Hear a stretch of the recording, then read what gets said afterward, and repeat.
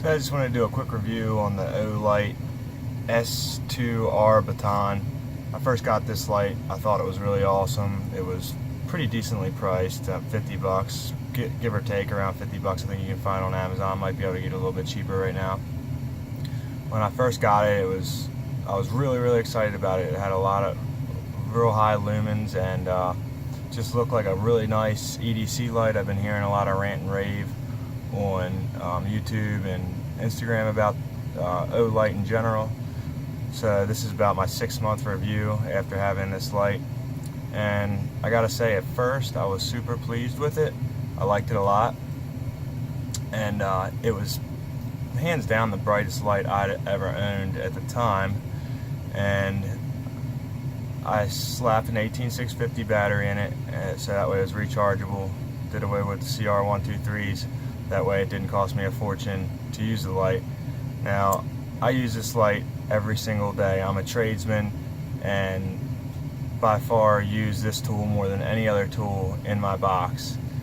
I loved the light for the first couple months, and then all of a sudden the little button started becoming finicky, and it's a little soft touch button. And then all of a sudden one day it quit working on me. I changed out the batteries, did everything I could. This right here, STREAMLIGHT ProTac 2LX. So you can see that just worked. I'm gonna take the battery out of this. 18650, you can see right there, was charged, just worked in the STREAMLIGHT. Pop it in here.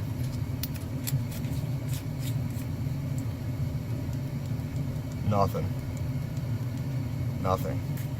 I'll flip it around the other way just to prove to you guys this light does not freaking work.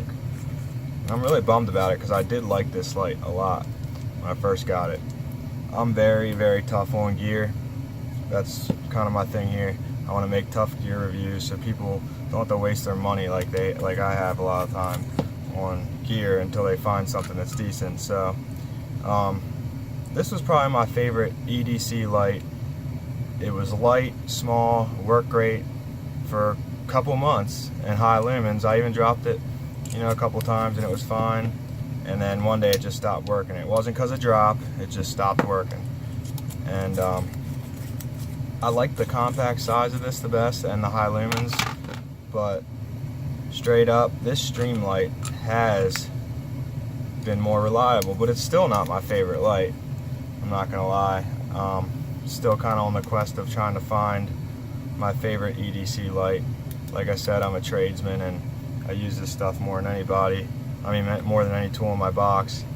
I've had a lot of different lights, everything from this AA STREAMLIGHT, which is a good, work light, but not that bright. I mean, nothing to write home about. Same underwater kinetics light, but they're not rechargeable, they're not bright, they're kind of lights of the past, to be honest with you. And I mean, I've even busted out the money and got the SUREFIRE Tactician, and I like this light, but it's a tactical light. It's not really a good EDC light. It's good gunfighter light, I will say that, but it's not good for a tradesman like myself. And I can even tell the STREAMLIGHT's starting to get a little finicky, and I feel like it's on its last leg. If the battery drains down a little bit on it, STREAMLIGHT ProTac 2LX, it starts becoming real finicky and flickery. I just recharged the battery, so it's alright right now, but I've had this light for 9 months and I feel like it's on its last leg, to be honest, but we'll see. It's still holding up. So I'm still kind of on the quest to try to find a very good, preferably 18650 light that's going to hold up. I don't mind spending the money, but you know what? If you're going to spend the money, even $50, I mean, come on, it should last. So, I mean, maybe this was just my experience with the Olight, but, I've heard other people say similar things, and, it seems to be the same thing with all these flashlights. I mean, this one did it, just quit working. They start flickering, and then they become real touchy, and then they just take a dump on you. Same with this Nebo. I mean, it was cool. It was a little tiny light, fairly bright.